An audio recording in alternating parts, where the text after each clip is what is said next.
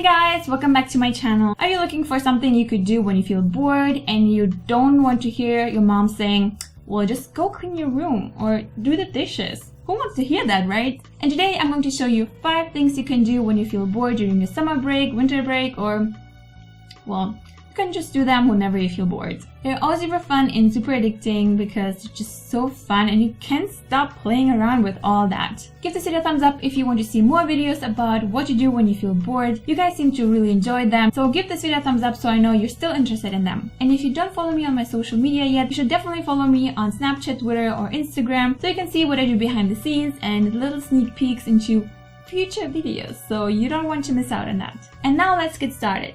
The first DIY you can do when you feel bored is creating fired ink art. It's super easy to do and so much fun that you can really stop playing around with it because it's way too addicting and beautiful. Be sure to do that with someone on your side, like your parents, so they can help you and supervise everything, as it can get a little dangerous if you are not careful. Let's start with the basics. Begin by removing the glass from the frame and by placing it into a metal tray covered with aluminium foil. Be sure that it's thick glass and not plastic, very important. And be sure that nothing flammable is around this area. Next, you will also need alcohol-based ink. I'm using this ink that I ordered on Amazon. The name of the ink already sounds like fun, doesn't it? Now add small drops of alcohol ink onto the glass wherever you want. But now we just want to experiment. And then add a little bit of rubbing alcohol on top and move the glass around.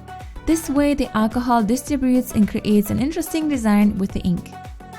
Here I'm using isopropyl alcohol with 99% alcohol that I got from eBay. As you're working with lots of alcohol here, be sure to open a window as the fumes can make you dizzy. Now all you need to do is lighten up the alcohol and let it burn until it stops. Be sure to use a stick lighter for that, as we don't want to be close to the burning scenario with our fingers. The fire will burn as long as it used up all the alcohol while creating a beautiful design on the glass. When you lighten it up, don't panic. It won't burn for long and there won't be any smoke. When I first tried it out, I panicked a little, but everything is under control. You can use the glass of a small frame first so you can get familiar with this technique. And don't use too much alcohol, as it will not only burn longer, but it also might flow over the glass and start burning inside the tray as well. It's okay, but it can get a little dangerous if you're not careful. In case you're wondering if the glass can explode, I think it won't as long as you don't use super thin glass. Some picture frames might even say that they have tempered glass, which means it's a stronger type of glass. I didn't have any problems using my picture frames that I got for like €1, but be sure to be careful anyway. Once the fire has stopped burning, let the glass cool down a little bit and your design is ready. You can really experiment with this technique. You can use different amounts of ink and let it mix together. You can also add the ink to different places and move the glass differently. The design will always be unique and interesting. And if you don't like the design in the end, you can always clean the glass with rubbing alcohol. So you don't need 100 picture frames to test it out. Just clean the surface and restart.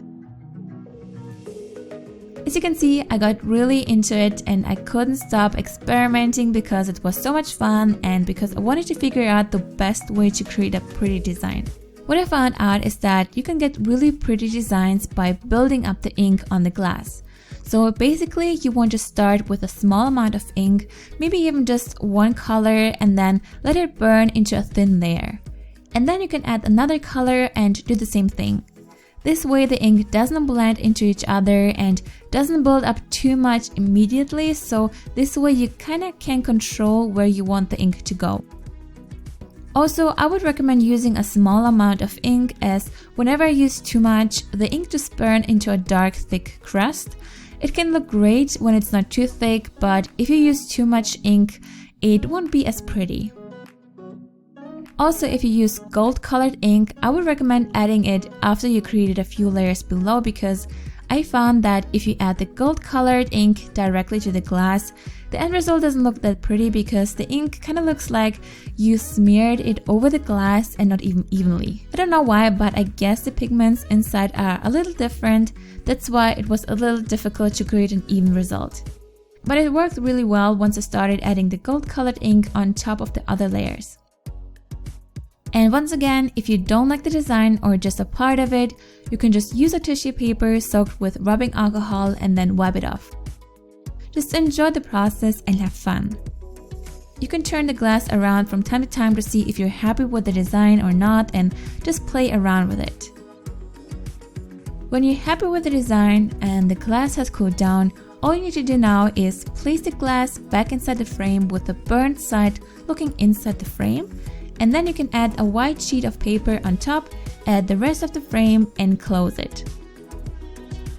And you get a beautiful and unique art piece. I'm super happy how it turned out and it was so fun to make. You should definitely try it out, but be careful guys. And if you do that, don't forget to share pictures with me on my social media. I would love to see your results. The next thing you can do is making and eating unicorn ice cream. It's great to prepare it overnight so you can just be lazy and eat ice cream the next day. Start off by pouring about 500 milliliters of whipped cream into a bowl and then mix it on medium using your mixer until you get a creamy and thick consistency. Be sure to not mix too long as the whipped cream can turn into butter. You notice you're done mixing when you move your mixer up and you get these soft peaks. Now add a can of sweetened condensed milk and vanilla inside the bowl and then mix everything together. If you want, you can add additional flavor, but ice cream with the taste of sweetened condensed milk and vanilla is just so good. You absolutely have to try it out. Next, you want to separate the mixture into different bowls so you can create different colors. I'm going to create 5 different colors and leave some of the mixture plain so we also have a cream colored part. Now add some food coloring inside the bowls and mix everything very well. The more food coloring you add, the darker and more vibrant the colors will be. I try to keep the color pastel looking because it reminds me of unicorn a little more. And now we can add the ice cream mixture into a separate freezer-safe container to create the design we want. I started off with the white cream base and then I added small amounts of every color on top. Place the colors one by one and randomly so you have every color a little bit and everywhere. As filming and preparing ice cream at the same time in a hot room is rather difficult if you're one person, my mixture started to slightly melt already, but that's okay. Now take a spoon or a knife and slowly move the mixture around. You can just mix the colors together like you will create a marble design, or you can slightly blend them together by moving the knife carefully over the mixture. This way you create a nice gradient color. Add more and more of the mixture and repeat the steps until you are happy with the design. Now you can add some edible glitter and sprinkles for more magic on top. Here I'm using unicorn sprinkles that I accidentally found in a shop. Once everything is prepared, put the container into a freezer and let it freeze overnight. And this is how it looks. Super cute and so delicious you won't believe it. There are different recipes how to make ice cream at home. This is just one of them and I'm happy how it turned out. Make as much ice cream as you want so you can just enjoy the summer while eating ice cream and being lazy. And if you can't wait overnight and want to start eating the ice cream ASAP, I have a few other projects you can do in the meantime. Another fun project you can do at home when you are bored is creating these beautiful and colorful prints. Super easy and fun to make and as always super addicting to play around with. Begin by adding a few drops of acrylic paint on top of a piece of paper.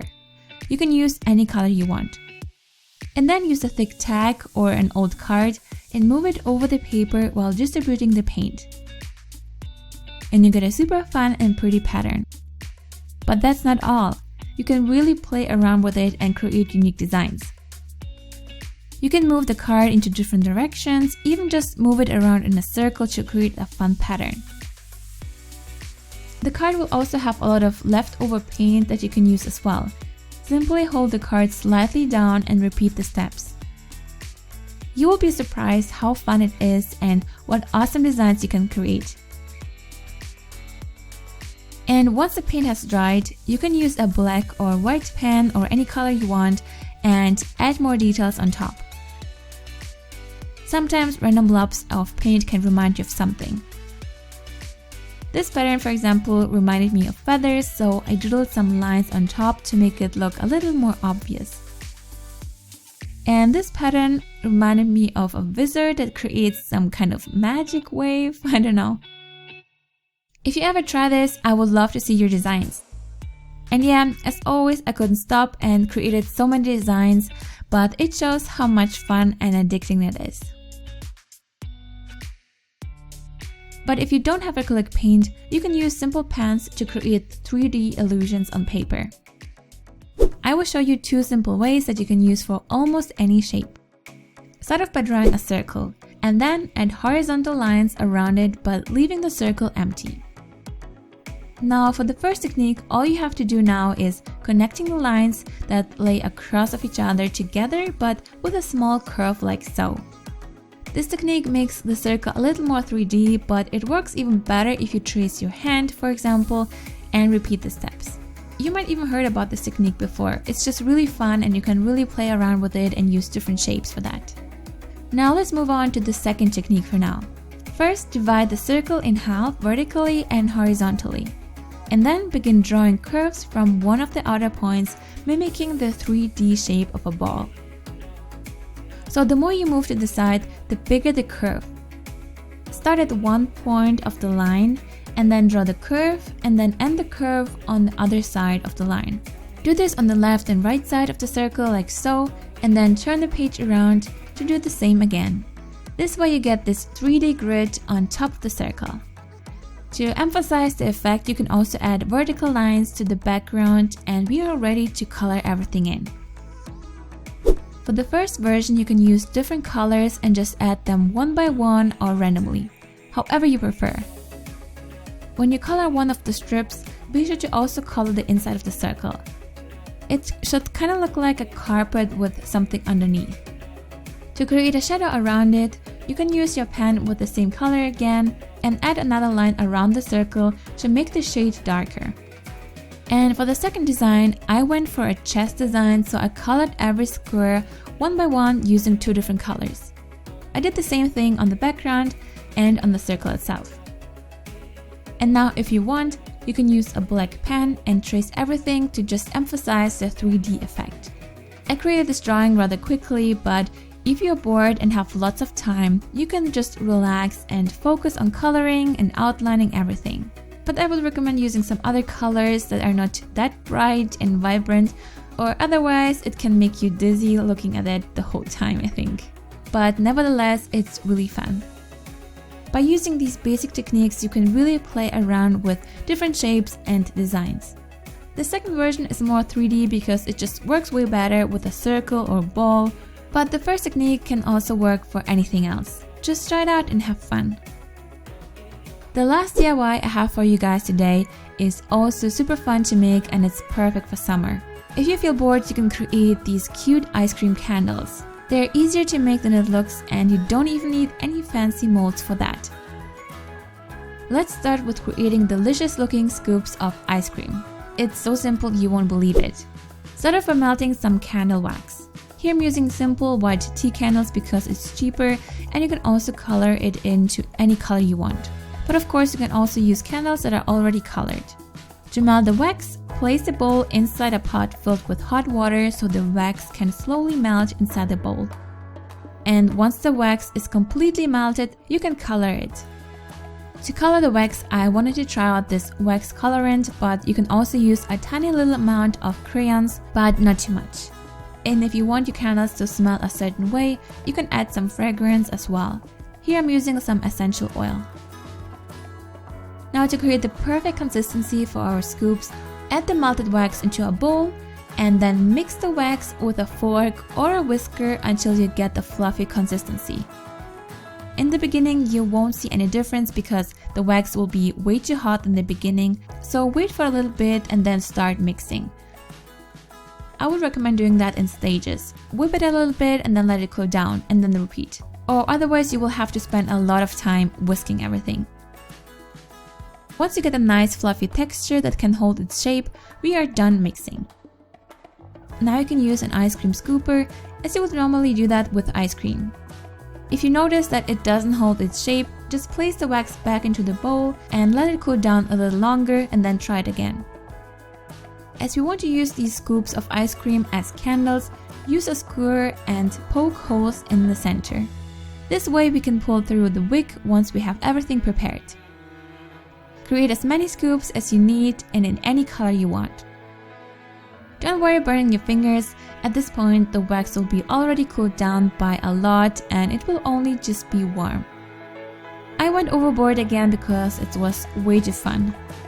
You can use these scoops of ice cream for different candles designs and I will show you 2 in this video. The first idea is to create this ice cream sundae. Again, you will need melted wax in the color of your choice and a jar or a glass for candles or ice cream. Start by cutting off some wick that is as long as the glass plus the height of the ice cream you are going for.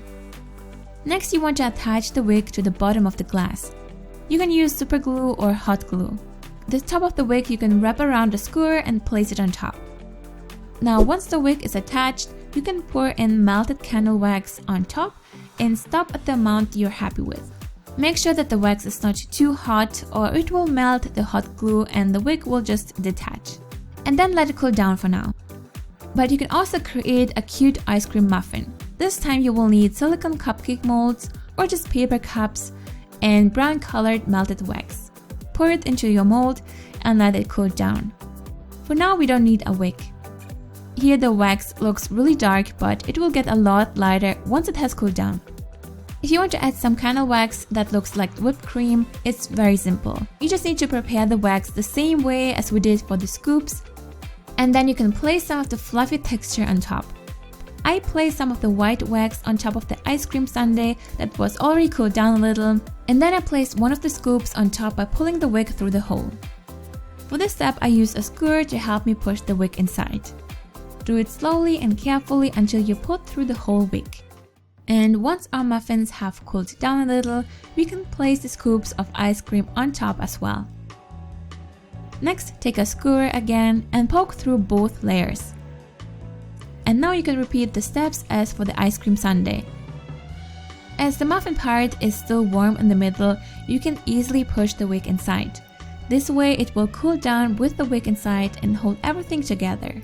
You can also melt some more candle wax and pour it on top to make it look like a delicious sauce. You can be really creative with it, as now you know a few tips and tricks how to make your own ice cream candles. And that's it for today. I really hope you enjoyed this video. If you did, please give this video a thumbs up. I would really appreciate it. And if you're new to this channel, don't forget to subscribe and to click on the bell so you get notified whenever I upload a new video. I upload on Thursdays and on Saturdays, so I hope you will join the family. And if you want to see more videos about what to do when you feel bored, you can check out the playlist right here. Thank you so much for watching, guys. Have a wonderful day and I will see you next week. Bye!